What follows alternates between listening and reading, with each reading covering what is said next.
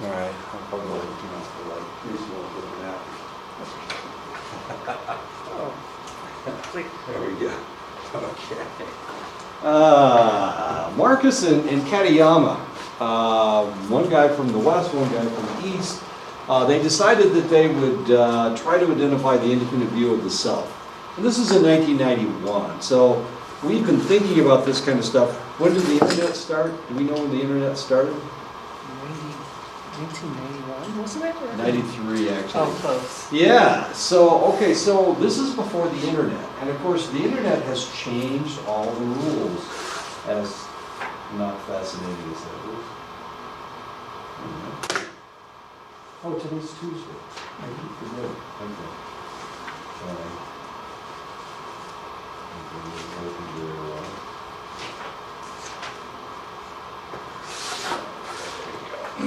The independent individuals experience their identities as largely distinct from their relationships. So that is the difference between somebody who's independent and somebody that is interdependent. Independent individuals are self-defining, their attitudes are their own, their personality traits are their own. They don't try to act like somebody else. Their preferences are their own, their opinions are their own, their abilities, their individual qualities. All of this stuff has to do with being being an independent-minded individual as compared to an interdependent individual. The self's experiences are rather stable and does not change much from situation to situation. The independent view of the self is experienced as self-contained and exists as a relatively coherent and inviolate entity. Relationships vary and are fluid, as individuals tend to be closer to close relations than to distant relations. We weren't the worst team in baseball. That is so exciting. Oh, you're not really a Giants fan. But the Giants were not the worst team in baseball. Somebody tied them for the worst team in baseball. I think it was the Phillies. So we're not the worst. We're not the worst. We're tied for the worst, but we're not the worst. I guess you could say they were the worst. All right. Only won 64 games this year. It's a tragedy. Individuals with independent identities still feel much closer to in-group than out-group members. However, they do not view them in fundamentally distinct ways. So you guys are my in-group, and I have strong feelings for you, but I'm not going to change because of you. Does that make sense? Okay. The main bifurcation is between self and non-self, and both in-group and out-group members are non-selves. So despite the fact that I have a relationship with you, despite the fact that I feel close to you, I'm not going to change because of you. You are still a non-self. You're not part of me. Yeah, so that's what makes me independent. You are a non-self just like everybody else is. I just know you better than other non-selves. So the non-selves would be the people I don't know. They are non-selves as well, but you're a little bit less non-self than they are, but you're still a non-self. Sorry about that. So you can't change my behavior. Of course, I can change your behavior. No, I can't. All right. Marcus and Katayama in 1991 also identified the interdependent self. The self overlaps quite a bit with an individual's significant relationships. Interdependent individuals are closely connected with others and are not experienced as distinct, unique entities. So if you were my in-group, you would be part of myself. I would identify with you. I would try to wear the same clothes that you wear. I try to look the same that you guys look. Two of you have glasses on, so I put my glasses on when I was around you, despite the fact I don't need to wear them. Okay. Because we're interdependent. As compared to independent. So you are actually part of me, or I feel that I'm part of you, because we are a group, as confusing as that is. And that's because we are interdependent. So we're talking about interdependent and independent. We're going to start talking about independent and collective in just a minute.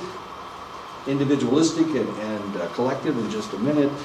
But the reality is, if you are a collectivist, if you are interdependent, then your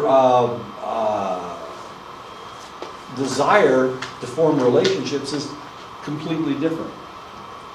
If you're interdependent, you can only maintain so many relationships. But if you're independent, you can maintain any number of relationships. But they're certainly not nearly as close.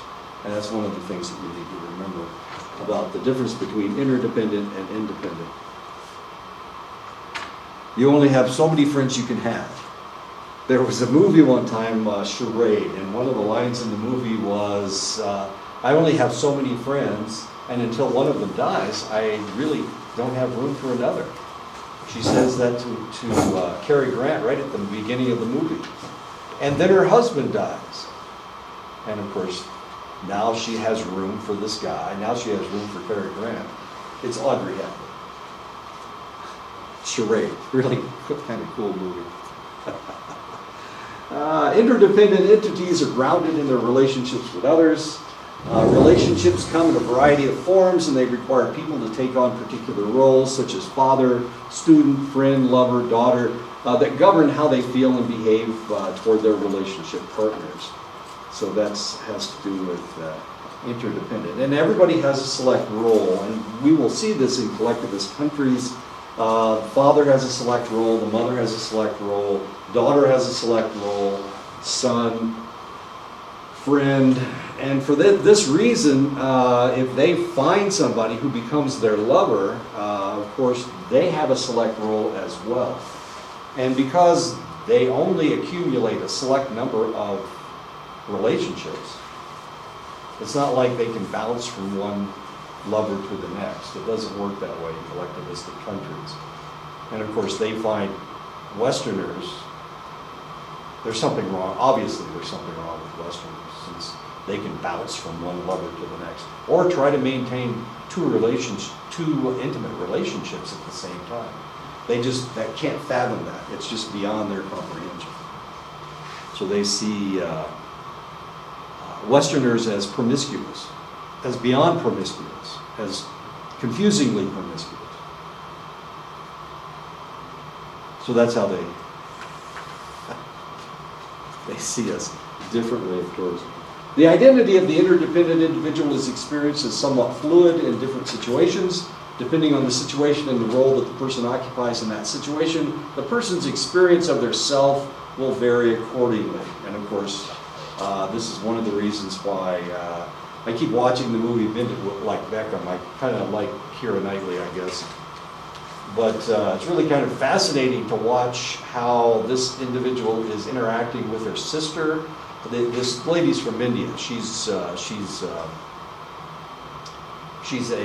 Sikh. You guys know what Sikhs are? It's religion. Okay.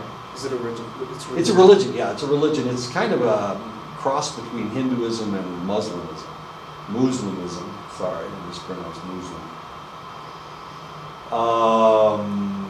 They wear turbans.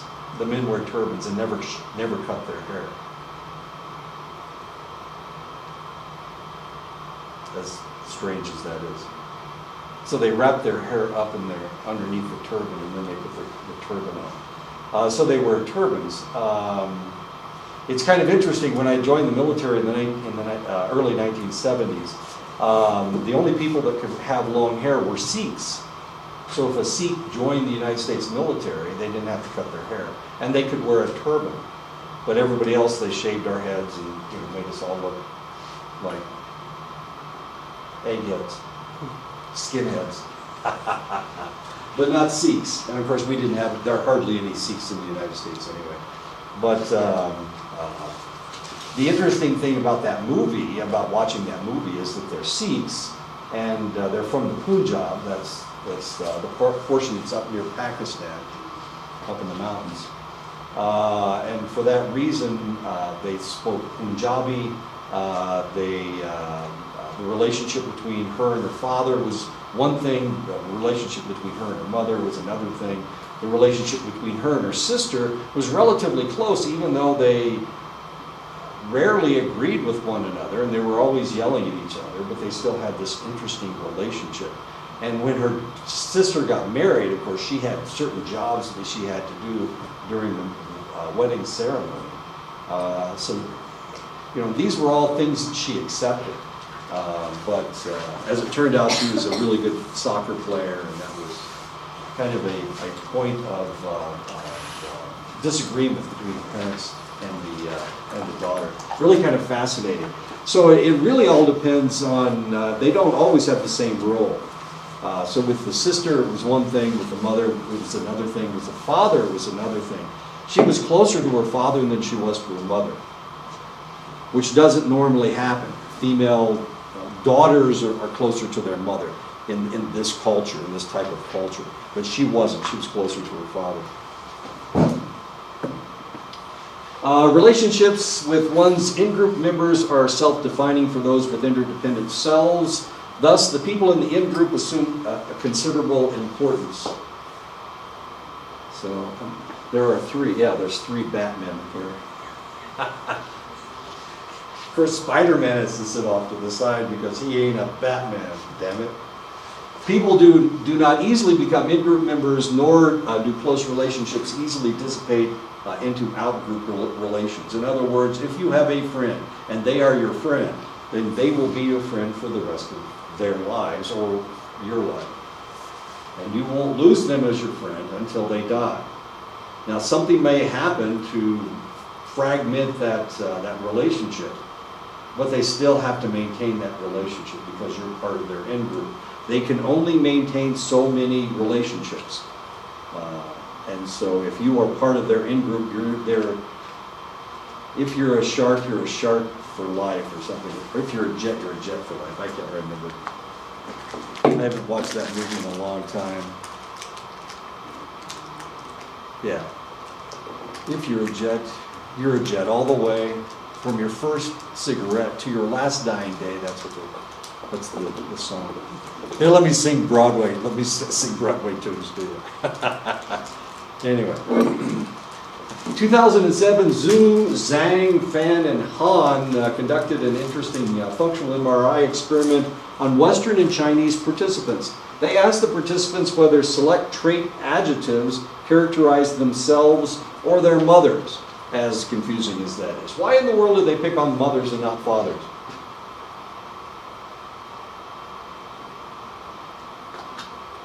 Why mothers and not fathers? What the hell's wrong with fathers?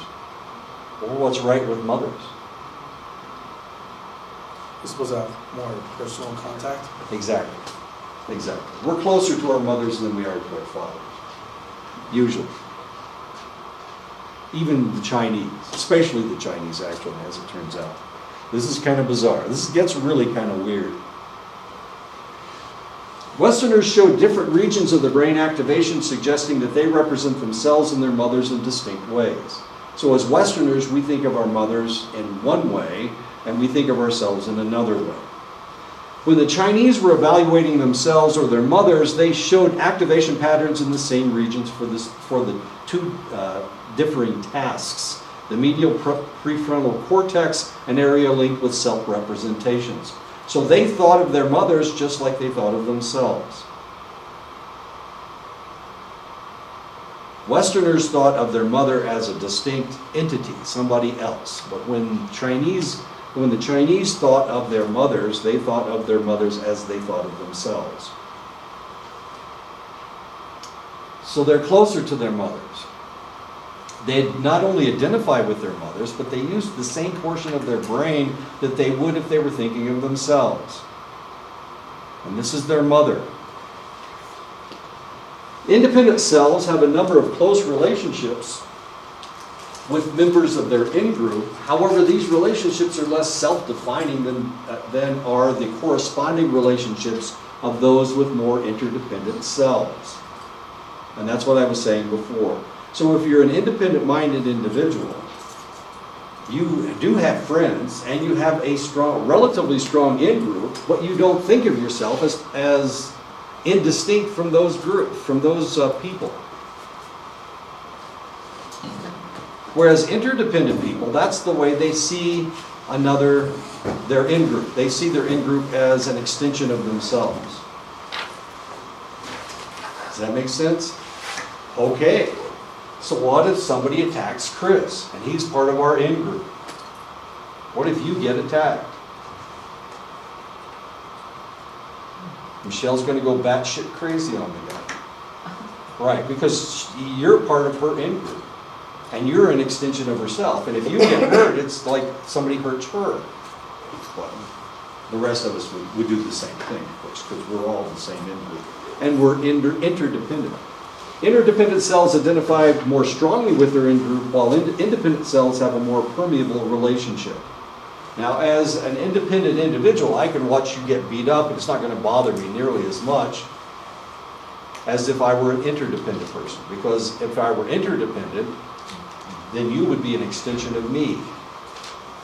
So I wouldn't want to see you hurt, because if you get hurt, it hurts me. Because in-group relations are so critical for self-definition for the people in more interdependent cultures, and because they serve to direct appropriate behaviors, it is especially necessary to identify those with whom one has such significant relationships. Okay. So they identify very strongly with their in-group, far more strongly than independent people. They have in-groups as well, but their identification isn't as strong. And if you're interdependent, then you can't maintain as large an in-group as an independent person, because an independent person isn't nearly as close to the other individual. Obligations to others are an important part of in-group relations among interdependent people, so it is of vital importance for them to distinguish those for whom they have obligations from those they do not. Becoming a member of an interdependent individual's in-group is thus a rather substantial accomplishment, and such relationships should be entered cautiously. You have to be careful, because all of a sudden, if you are adopted into an in-group, all of a sudden you have certain things that you have to do. You have to get a tattoo on your back of a canary or something. You have to get your nose pierced, because you're part of the group. So you have to be very careful when you're around a collectivistic group of individuals that you may want to become part of their group, but because you're independent-minded, you don't realize that there are so many obligations. So you have to be kind of careful when you're joining another group. The more independent person is likely to perceive themselves as existing and functioning separately from the social environment. The environment is more tangential to the independent person's identity. Relationships can be formed and broken without having a large impact on the independent person's identity. Wow. And that's one of the reasons why you can get married and divorced a number of times without doing anything about it. Whereas in a collectivistic country, in a collectivistic environment, people get married once and they stay married, no matter what. They stay married because they are part of an in-group, and they can't break away from that in-group because whatever the society thinks is very important. Is all this making sense? So Westerners tend to be very independent-minded. They do have in-groups, but of course those in-groups aren't nearly as important. Okay, so let's pretend that we're thugs. We're all criminals. This will be fun. We're all criminals. And so what am I doing? I'm bringing up heroin from Mexico. I've got a connection down there in Mexico, and I'm bringing up I'm bringing up drugs. And I give it to you guys to distribute.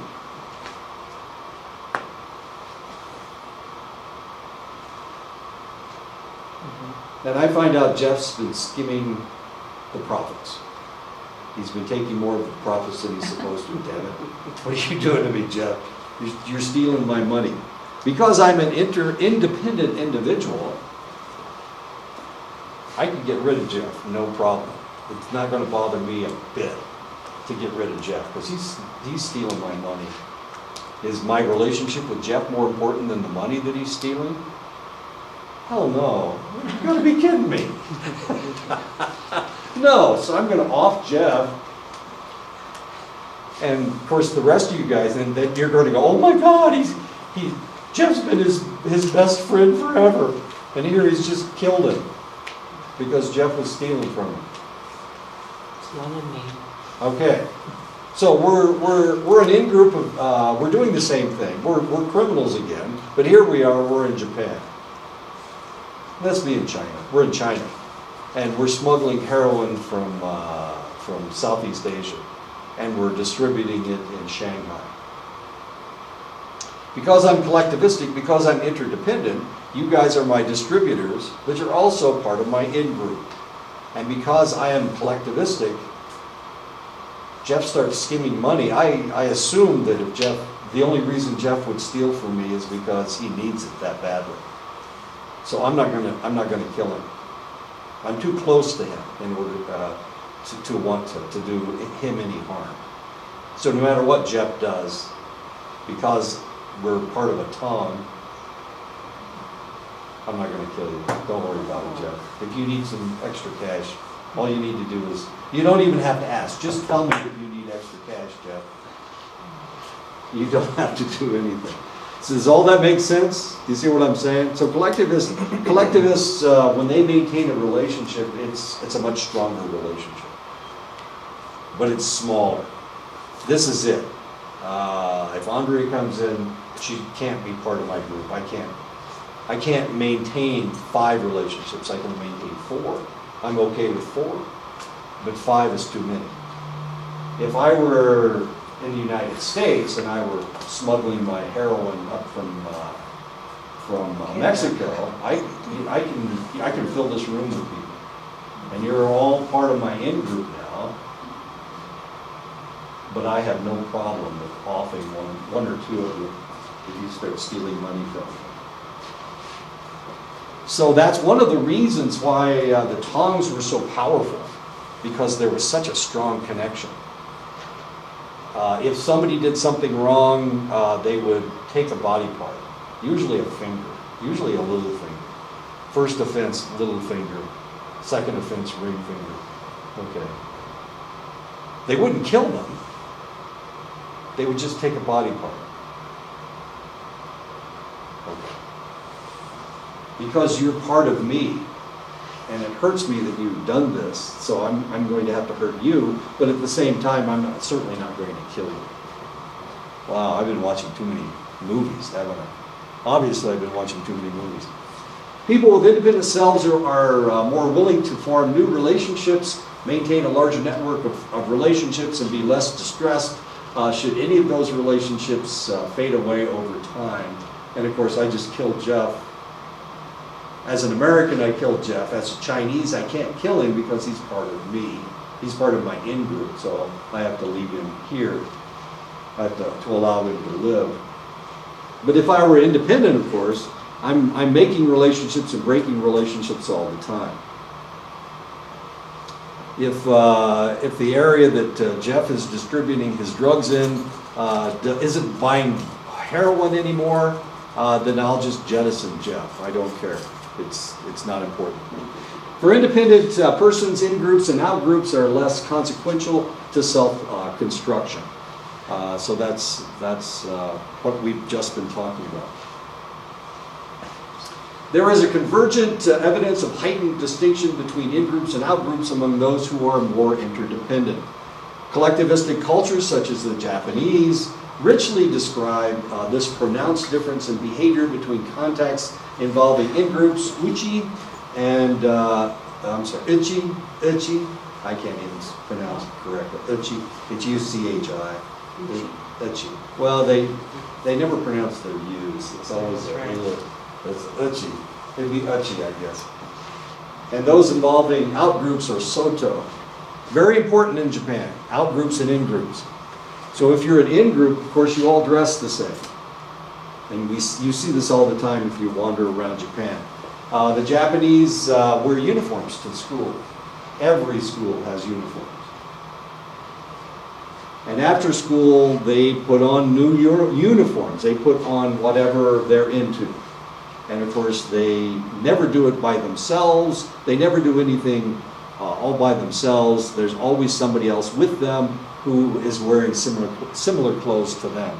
The guys and the girls. It's not just females that wear the same outfits. It's the guys as well. Studies have found that Asian Americans were more accurate than European Americans in identifying the emotions experienced by their close friends. This is because they're more collectivistic. This is because they're more interdependent. So they understand what you're feeling because they're feeling the same thing that you're feeling. So even Asian Americans, even people that don't live in China or Japan or haven't lived in that area for an extended length of time, they still maintain this collectivistic, this interdependent mindset. The European, but they're really bad. What they're really bad at is figuring out what somebody who's not in their in-group is thinking, what they're feeling. However, European Americans were more accurate than Asian Americans in identifying emotions that were experienced by strangers. Why? Because their focus is with their in-group, not with the out-group. They don't care what's going on with the out-group. They're like myopic because their in-group is the most important thing to them. So they don't really care what somebody else is feeling. And they may misidentify what they actually are feeling. As confusing as that is. Even Asian Americans, even people that have been in our society for generations, are still the same way. Is it genetic? Well, no, it's not really genetic. It's just the way that they learn things. In places like Japan, where commitment to in-group members is strong, there should be less of a willingness to cooperate with outgoing members. In other words, if they get kicked out of the group, and that's exactly what happened in your novel. Remember, nobody would talk to that guy. Jeff just read a novel by Murakami. Hideki Murakami? Is that his first name? Haruki Murakami. Anyway, fascinating author. And he wrote a story about four of the, or was it four? I think, yeah, five of them. There were five really best friends. And they did everything together. And then all of a sudden, they shunned one another. They shunned him. And when they shunned him, they just shut him out completely. I mean, it's like a light switch. They flipped a light switch. Nobody would talk to him.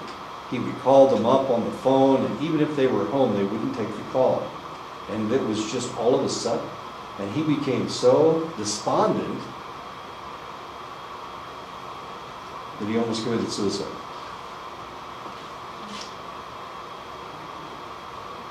Fascinating story. So Japanese. It is so damn Japanese. People with interdependent selves focus their trust on people that they share some kind of relationship with. Yamagishi and Yamagishi in 1994 found that Americans tend to have higher levels of general trust than the Japanese do. The Japanese trust their in-group. They don't trust any out-group people. And that's exactly what happened with this individual that was shunned. He was not only shunned, but they wouldn't have anything at all to do with him. And there was a story going around of what happened, but he'd never heard the story. It was so bad that he didn't know what he did wrong. So he lived the rest of his life wondering, what the hell was going on? Why did these people all of a sudden, I mean, 4 people just shut him down. It's like he was dead. He didn't exist anymore. It was the oddest thing in the world until he figured out what happened. You want to know what happened? Jeff knows. Tell him what happened. Nothing happened. Everything was fine. No, basically, he met each one of them The only one, there was one that committed suicide in the end. Well, it looked like a suicide murder. And the reason they pushed him out was because he was stronger than the rest of them, so that's why they pushed him out. And then each one went their separate ways. Right. But one of them had accused him of rape. I forgot which one. It was a Cuban, Oh, the skinny one. Aku? They had well, it's very Japanese. They Red. got nicknames for everybody. Her name is Red. Yeah. Mrs. Red. Yeah, she was red. Yeah. They had, one person's name was black, green, red, and yellow? Yellow or white. Yeah, something like that. Anyway, they all had a color in their names except for him. And they called him Colorless Sasaki or whatever it was. Yeah. Anyway. So very Japanese. It's such a Japanese novel. This one is too. You're going to love it. Bond and Smith in 1996 found that people with their interdependent views of self are more likely to conform than those with more independent views of themselves. This may be because people with more interdependent selves view in-group members as an extension of themselves while maintaining distance from out-group members. And this is one of the things that we can, this is a point that we can attach ourselves to. The interdependent people see themselves as an extension of their group. Independent people do not. Sure, I played on a basketball team, but I don't feel like I'm part. I'm not going to go to somebody's house and I don't know. I'm not that close to these people. I'm just on their team. I'm still independent. I played on different teams. When I was in the service in Lubbock, Texas, I played on 2 softball teams and a soccer team. And sometimes they would play at the same time. And of course, I can't play 3 different games at the same time. You could do half a quarter of each one. Well, I would have to decide what I was going to do. I'd have to decide where I was going to go. They're in different venues. It's not like they're at the same place. One softball game is on base, and the other softball game is downtown. The soccer fields are at Texas Tech, and the softball fields are on the north side of town. And Texas Tech is on the south side of town. So I'd have to decide where I was going to go. Okay. 1983, IBM tasked psychologist Gert Hofstede. Hofstede was a Dutchman to assess their employees' opinions and interests. Hofstede administered questionnaires to only 117,000 people. There were 117,000 employees of IBM. So if you were a member of IBM, if you were a employee of IBM, in 1983 or around 1983, you would have taken a questionnaire from this guy right here. And you were living in 40 different countries. Hofstede was able to map the individualism of all the employees in each country and in each state, as confusing as this is. The country scores show a clear and striking pattern, of course. Hofstede discovered that the most individualistic country in the world is, surprise, surprise, the United States. It was closely followed by other English-speaking countries and by Western European nations. So France and England, Australia, they were more individualistic than any other countries in the world. Countries that scored high in collectivism were various nations in Latin America and in Asia. And I say Latin America instead of South America because it wasn't all the countries in South America, but it did include Brazil. So in Brazil, they don't speak Spanish, they speak Portuguese. And because of that, we call, if we include Brazil in the group, we refer to them as Latin American. Other research has found similar results. So the more individualistic countries in the world are the United States, and all the other English-speaking countries and Western Europe are the most individualistic places in the world. Collectivism has been found to dominate in Asia, in Africa, Southern Europe, Eastern Europe, and the South Pacific. So if we're dealing with somebody from Hungary, that's in Eastern Europe. If we're dealing with somebody from Bulgaria. I used to have a student from Bulgaria who had gone to school in Serbia, had gone to high school in Serbia, both Eastern European countries, had a different mindset than people in the United States. Italians have a different mindset than people from Germany, or people from France, or people from Norway or Sweden. Most people participate in collectivistic cultures where interdependent cells are more common in these groups. These countries encompass more than 80% of the world's population. Is the Philippines part of the South Pacific? The Philippines are considered part of Asia. Okay. I know, I made that mistake one time. I was Curious. talking to a lady whose mother was Filipino, and she just jumped down my throat. I'll tell you what, I thought I was going to lose my tonsils at that point. Well, actually, I didn't have any tonsils at that point. But I thought I was going to lose my larynx. She was going to rip my throat out, you know, like they did in that strange movie where they kind of take their fingers and rip your throat out. Yeah, I know. I thought she was going to do that to me. She didn't, though. She was pissed. I've never seen anybody so upset. And all I did was not mention the Philippines as part of Asia. My God, is it that important? Evidently it was to her. She didn't even look Filipino. The state with the highest collectivism score by far was Hawaii, probably because of the state's large population of people with Asian ancestry. The next most collectivistic states were Utah and the states of the Confederate South. So if we're talking about collectivism, we're talking about the Old South, and we're talking about Utah. Why would Utah be similar to the Old South? What's going on in Utah? Why is Utah different than Colorado, or Nevada, or Arizona, or New Mexico? What the hell's going on with Utah? Why is it different? I mean, here's Utah. It's very conservative, but it's surrounded by all these relatively liberal states. Colorado, Kansas, Wyoming, Montana, Idaho, Washington. What's going on with Colorado? I'm sorry, with Utah. Sorry. California is right over there. What is it about Utah? Is it a Mormon? Yes, it's Mormon. Thank you. Okay. Oh, I'm sorry. I talked about religion. I apologize. Yes, it's Mormon, and Mormons tend to be very relatively conservative. Yes, and that's the reason it's more collectivistic. It has a lot of Mormons in it. I wasn't sure if that's the answer you're looking for.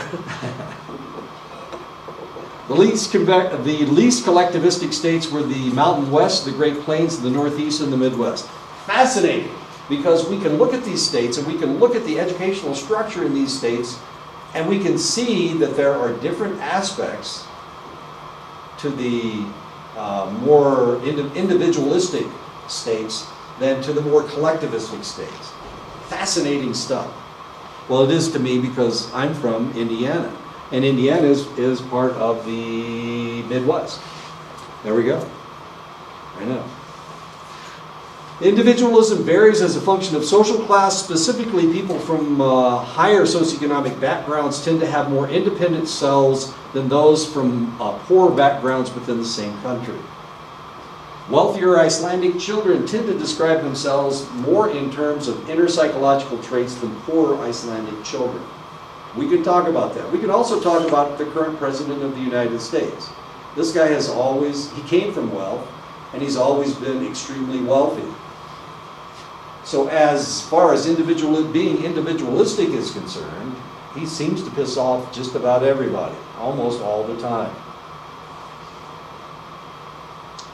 The press is waiting to find out what he says about Las Vegas, because he dropped the ball with Puerto Rico. And it doesn't look like he's going to pick it back up. He pissed off people he attacked the football players. He attacked football players. He's attacked basketball players. Normally, if somebody wins a championship, is that good?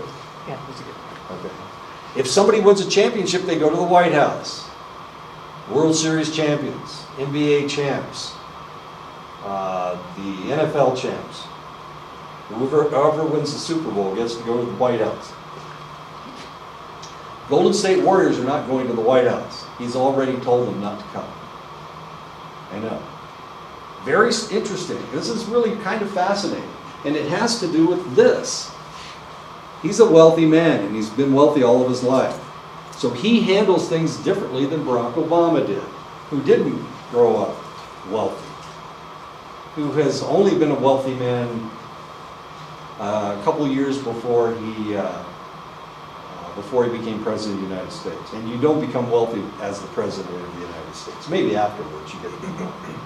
Okay. So this is really kind of fascinating to watch to see what this guy's going to say next.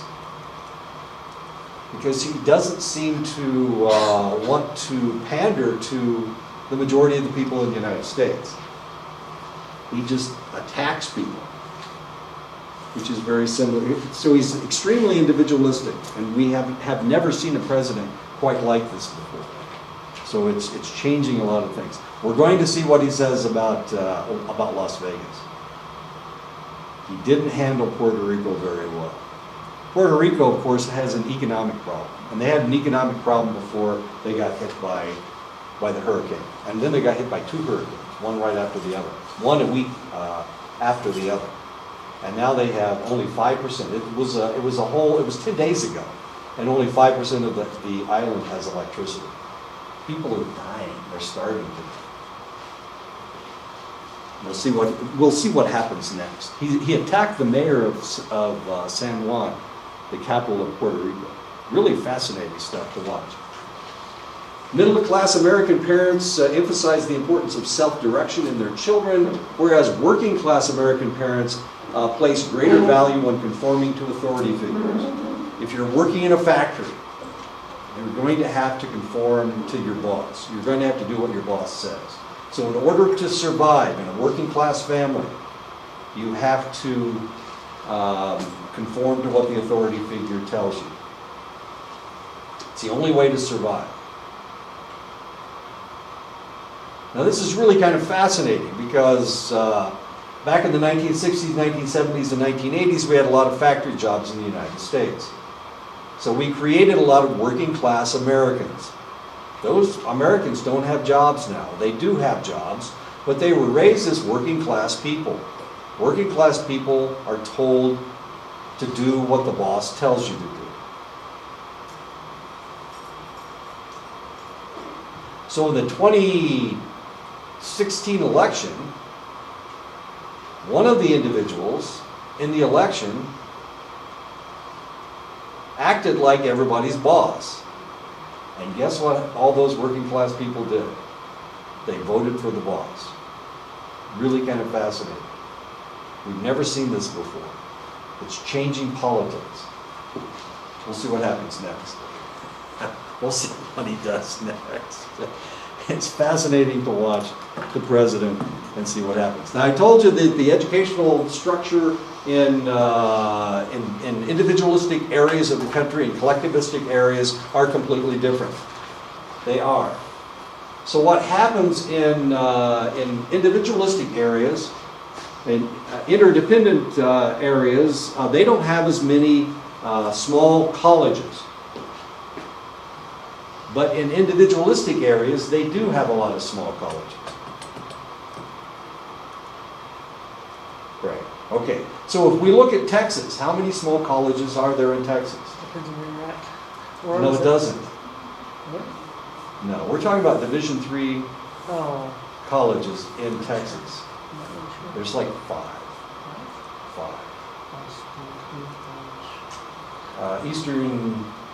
East Texas Baptist University. Oh. Mary Hardin Baylor. Hardin Simmons. Okay. Okay. There's like 5 of them. Texas is a huge state, and they have 5 of schools that are that size. Okay. And then, If we look in Oklahoma, they have none. If we look in Louisiana, it's got 1. Arkansas has none. We look in Mississippi, they have 2. We look in Indiana, it's got 35. We look in Ohio, it's got 56. We look in Pennsylvania, they've got 24.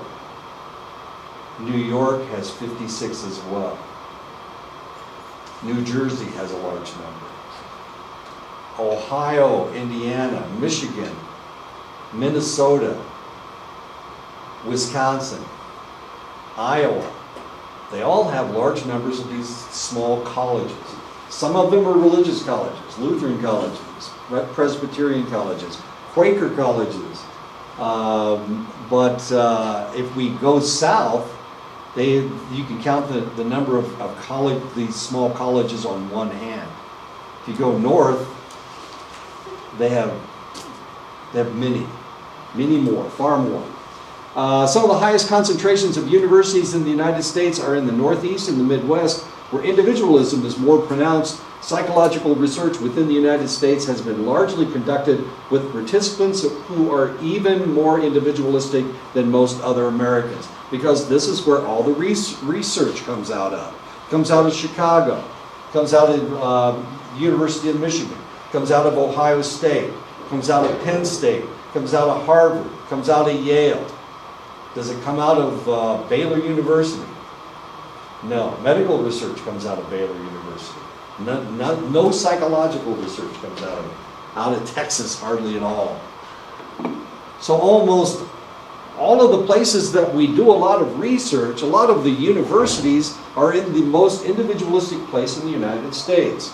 California, Stanford, UCLA.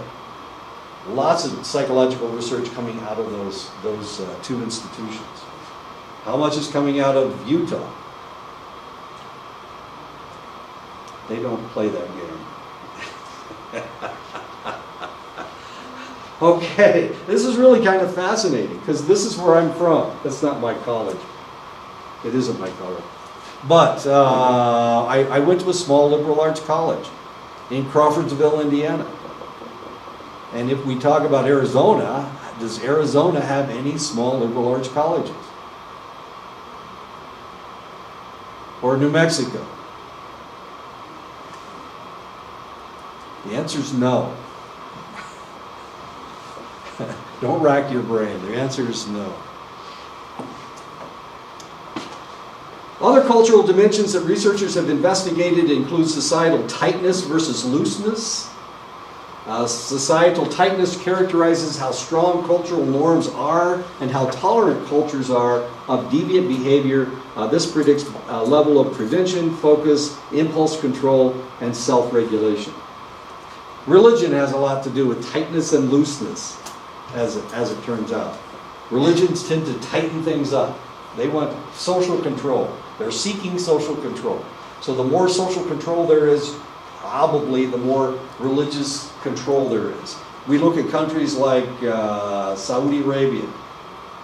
How much control, is it a loose or a tight societal country? Saudi Arabia.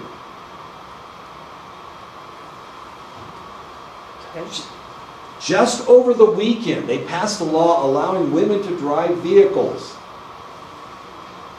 How tight is that? Pretty damn tight. Saudi Arabia. Most Muslim countries have a tight social control. Not all of them. There are some relatively liberal Muslim countries. Indonesia, for example, not very tight. In a country where the women have a proscribed dress that they have to wear, burqas and hijabs and whatnot, usually that is a little bit more tight than a country that has no controls at all. Everybody in the Middle East hates the Kurds. Well, not the Israelis, of course, but everybody hates the Kurds. The Iraqis hate the Kurds, the Turks hate the Kurds, the Iranians hate the Kurds. Everybody hates the Kurds, except, of course, us. And the reason we like them is because they're willing to fight. They're willing to fight, and they're willing to fight the people we don't like. So we like them. But if we look at the Kurds, and you look at the Iranians, and you look at the Iraqis, the women in Iraq, not in Turkey, but in Iraq and Iran and in Syria, the women wear burqas. They wear hijabs. They have to cover their face. Some of them have to cover their faces. Usually they have to cover their heads. But if you go to a Kurdish village, Kurdish women don't cover any, well, they do cover their bodies, certainly. The Kurdish women actually fight in the Peshmerga. I know. So they hate the Kurds because their societal structure is much looser than theirs. So they hate them. And the reason they hate them is because they don't follow Sharia, they don't follow Muslim law, or at least as far as they're concerned, they don't. As confusing as all that is. Okay, so we can talk about loose and tight. Another cultural dimension that has been investigated was our cultural values. Values for universalism, how much do they embrace the entire world? One of the complaints about Donald Trump is that he's trying to make us isolationists. Our scope has been universal, it's been global, and his focus seems to be trying to make us more isolated, make us isolationists. Benevolence, how do you feel about being nice to people? Benevolence, conformity, and people have to conform to a select standard. Traditions, security, power, achievement, hedonism. Anybody know what hedonism is? Sounds familiar. You've never heard the word hedonism? That's okay. It's just another word. One of my favorites. Hedonism has to do with having a good time. So the more hedonistic you are, the more all you care about is having a good time. How's that? So the guy that goes out and parties all night is a hedonist. Somebody that was a hedonist just died. Not just Tom Petty, he died last night, but over the weekend, Hugh Hefner died. And he was very hedonistic. Okay, so we know what hedonism is now. That's Hugh Hefner. Hugh Hefner in the Playboy Mansion with, I don't know if you guys probably have never seen a Playboy, but if you had seen a Playboy, they used to put stars on the front of in the P of the Playboy, on the cover of the magazine. And theoretically, the number of stars that they had represented the number of times Hugh Hefner had sex with the centerfold. So if there were 4 stars, it meant that he'd had sex with her 4 times. If there were 2 stars, he'd had sex with her twice, theoretically. But of course, he died at 91, so I imagine they haven't been doing that. They stopped putting pictures of naked women in Playboy about 3 years ago. It was the first girly magazine. Well, it wasn't really the first one. It was the first national girly magazine, I guess. Other cultural dimensions that have been investigated: power distance, uncertainty avoidance, vertical, horizontal social structure, relationship structure, context dependence, social cynicism, and complexity. These are all other things that have been looked at by different psychological researchers. One of the difficulties in studying cultural psychology is that individuals tend to be varied and complex. Cultures are highly variable and are resistant to categorization. I mean, I just talked about the Kurds as if all Kurds were exactly the same, and the reality is, of course, they're not. We can talk about Westerners as if we're all exactly the same, but of course we're not. If we're talking about the United States, if we're in Georgia, that we're going to see one thing. If we're in California, we'll see something totally different. If we're in Utah, we'll see something totally different. So all societies are very complex. They're never the same. We talk about the Puritan culture when they first came over to the Americas. We talk about the Puritan culture like they were all cartoon characters. So we could draw them however we wanted. So how did we draw them? The first people coming over here, the Pilgrims. We drew them with black outfits, with white collars, with buckles on their shoes, and funny looking hats, right? Did they all wear those clothes? They all wore relatively simple clothes, but they weren't especially black and white. So the reality is, no matter what the culture is, no matter how small the group of individuals you're looking at, the probability is that they are far more complex than they are the same. All cultures are highly heterogeneous and contain a great variety of people. In the United States, we have everybody. I mean, everybody's here. We have every race and ethnicity represented in the United States. So when we're talking about Western society, we're talking about the United States. We're also talking about all the native populations in the United States. It's an extremely complex group of individuals. Potentially there are individuals, well, we've got one individual that just decided to load up on, it turns out he had, 43 weapons and thousands of rounds of ammunition.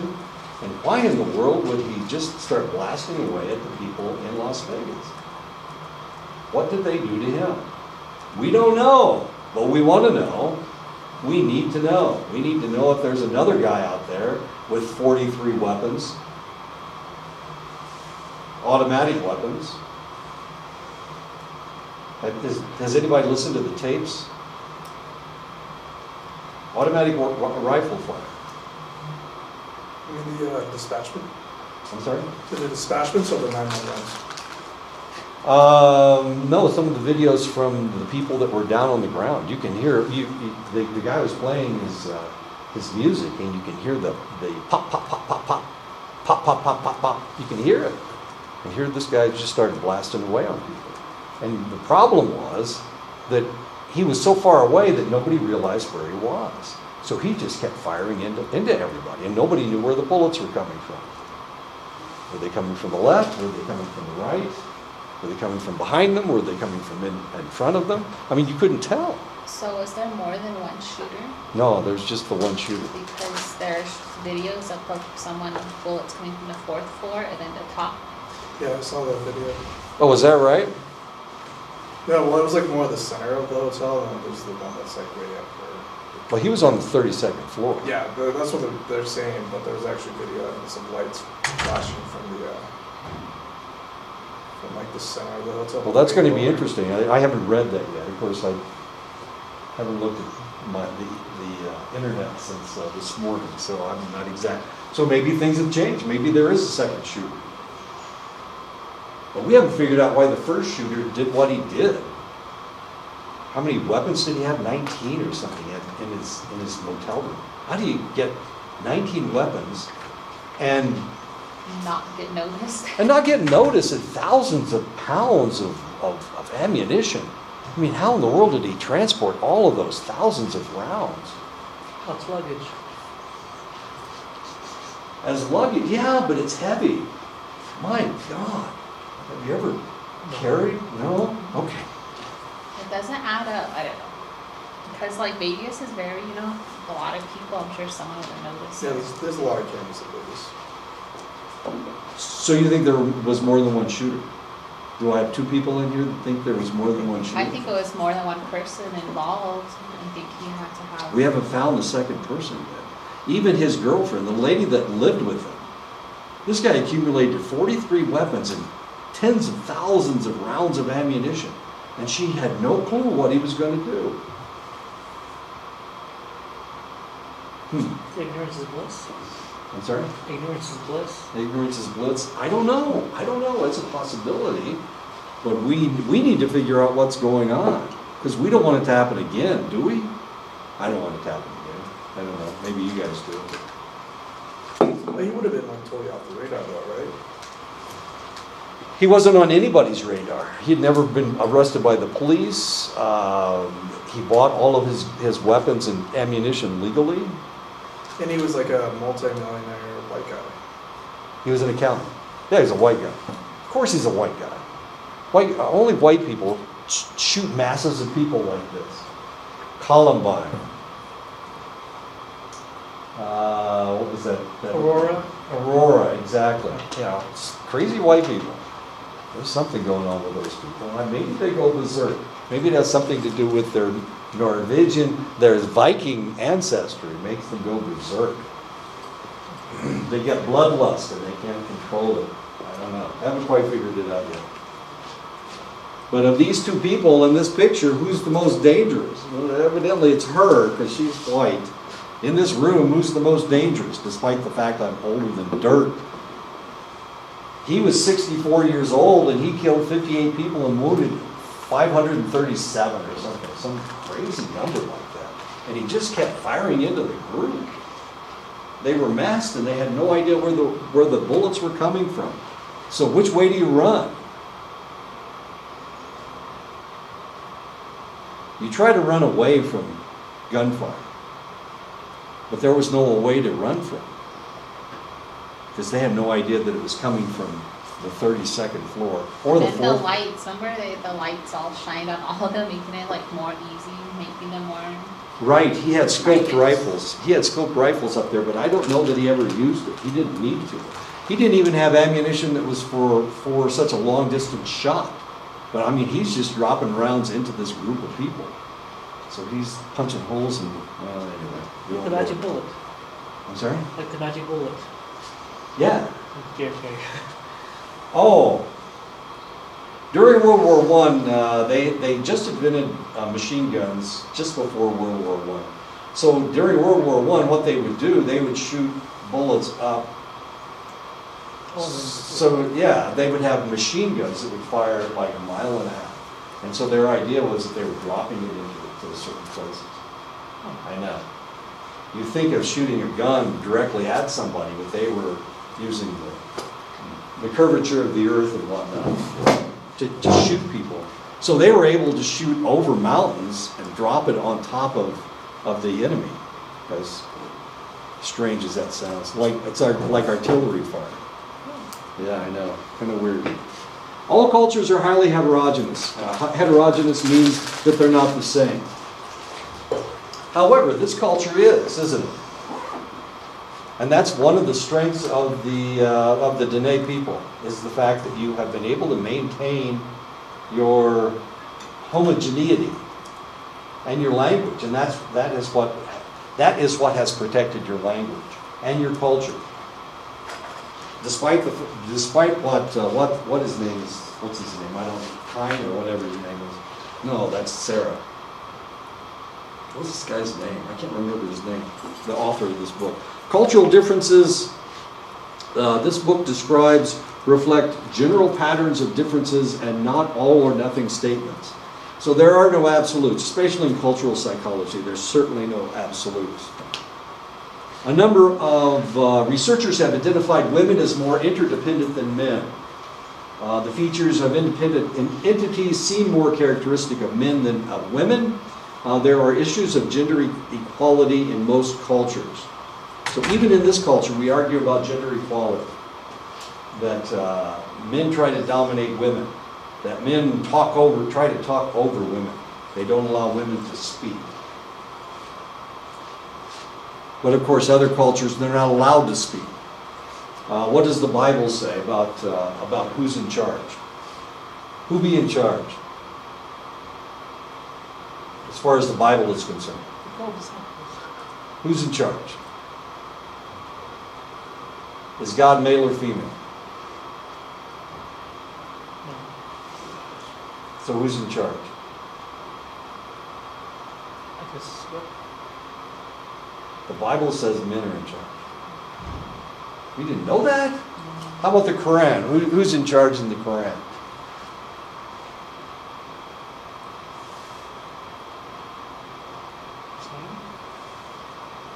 Are there any female Buddhist monks? No. All the major religions of the world say that men are dominant over women. They all say that. That's what the Bible says. Sorry. That's what they all say. But then again, I don't adhere to any religion, so I don't have to adhere to that. Women represent only 3% of the elected officials in Arab nations. Of course, they are Muslim countries, and there are certain religions that women cannot preach to men. Is anybody a Baptist? In the Baptist religion, women aren't allowed to preach to men. So once upon a time, when I was living in Oklahoma, Oklahoma has Southern Baptist headquarters, are in Oklahoma City. I was in Oklahoma City, big banner headlines. Billy Graham's daughter was coming to talk to the convention. But they wouldn't let her talk. And the reason they wouldn't let her talk is because women aren't allowed to preach to men. So she couldn't talk to the entire group. She was allowed to talk to the women. As confusing as that is. I'm not attacking the Baptist religion. I'm not attacking Christianity. I'm not attacking any religion. All I'm saying is all of them purport that men are dominant over women. That's what the religions say. Including the Christian religion, certainly. Women represent about 45% of the Swedish parliament. In Brazil, 50% of the men and women are illiterate. In Pakistan, twice as many men are literate as women. In other words, they do not teach their women to read. And this is one of the controversies. Malalia, you know, Malalia, the girl that they tried to shoot, they shot in the head, tried to kill her. The reason they tried to kill her was because she was supporting female education. And the Taliban shot her. Why? Because the Taliban don't believe that women should be educated. So they shot her. A little 12-year-old girl, they shot her in the head, trying to kill her. Of course, it didn't work. She's still alive, and now she's won the Nobel Peace Prize, I think, if I'm not mistaken. She's won all kinds of interesting prizes. And she's living in England now. In the Netherlands, Germany, and Finland, on the average, people expressed views that men and women should be treated quite similarly. If you notice, this is all in Northern Europe. Netherlands, Germany, and Finland. In India, Pakistan, and Nigeria, people tended to believe that roles, obligations, and rights of men and women are clearly different. Women have one job and men have another job, with men being perceived to have more rights than women. This is in Nigeria, Pakistan, and in India. India only has 1.2 billion people. That's not so many. Is it all based through religion? Is that what they're making it as? It's Hindu and Muslim religions, right? The Hindu religion tells you that men are in charge, and as does the Muslim religion. Pakistan is the fourth most populous country in the world. Most populous country in the world is China. The second most populous country in the world is India. The third most populous country in the world is the United States. And fourth is Pakistan. As interesting as that is. What about region-wise? Like, how big are they? I'm sorry? Well, China's smaller than the United States, is it? Oh, as far as landmass is Yeah. concerned. Russia's the largest country in the world, Yeah. as far as landmass is concerned. Yeah, we're behind Canada, strangely, as irritating as that is. But a lot of their land you can't live on because it's so damn cold. It's cold up there no matter where you go. They don't have very many people though. We've got like 367 million people. And Canada has not even 100 million people. So we have a lot more people. Okay, anyway, so men are supposed to be in charge. Evidently, they're supposed to be in charge in select countries. Within a culture, men and women tended to share fairly similar views about gender equality. In India, Pakistan, and Nigeria, women tended to embrace the gender attitudes of their respective countries. Okay, so you learn, your culture teaches you who's in charge. Your religion teaches you who's in charge. So women have been reading the Bible for an extended length of time, and they have been accepting the fact that they are second-class citizens according to the Bible. And of course, you can read the Bible any way you want. Evidently you can, because we've got all these different religions, all these different sects of Christianity, Presbyterianism, Catholicism, Mormonism, they read the Bible as well.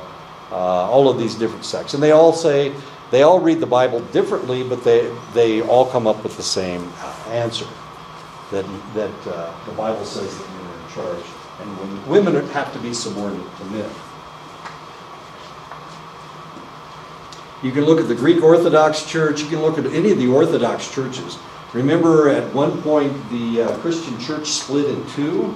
Half of it became the Orthodox portion. The other part became the Catholic portion. And then the Catholic portion splintered into the Protestant and Catholic religion, Roman Catholic religions. But we still have that whole section of people, all the Russians and the Greeks and the Serbs, and all those individuals are Orthodox.